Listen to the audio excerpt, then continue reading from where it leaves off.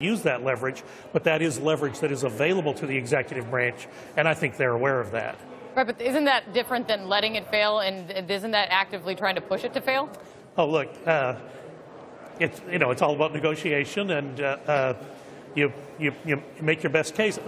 The president is known for being a closer. The Senate and even the House are not known for its ability to close a deal. The president is. I'll give him the space he needs to negotiate this.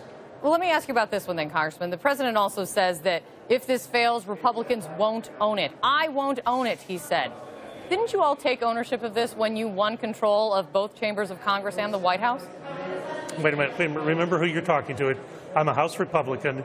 We get blamed for everything. So I fully understand who's going to, if there's a victory, we get very little credit. If there's blame, we pretty much get it all. So on that one, the president is a little off base. No, I wouldn't say he's off base, but I will just tell you, he's not going to own it, Congressman. He may not. He may not. But as my experience, this too? My experience as a House member is, you guys will do a very good job of making sure that the House Republicans own whatever. If it's bad, the House Republicans.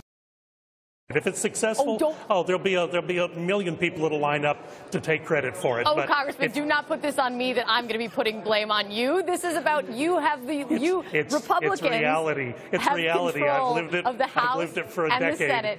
The Republicans have control of the House and the Senate and the White House, and you say that the president will not own this if this fails?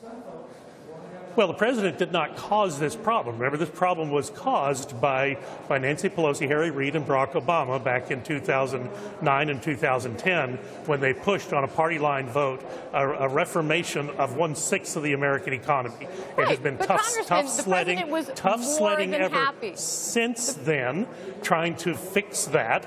But I don't think you can say now at the 11th hour this is all on the executive branch. It started with the executive branch in 2009, but the president's only been on the job for 6 months. No, I agree with him. I don't think that is his ownership. As a House member, yeah, I get it. We have run on this in 2010, 2014, 2016. But he ran on it too, Congressman. The deliverable is ours, and we need to deliver for the president. I feel that very acutely, that the president needs us to do our job, and well, the House did do its job. I want the Senate to do its job as well. Again, they can't mail this in with a press release.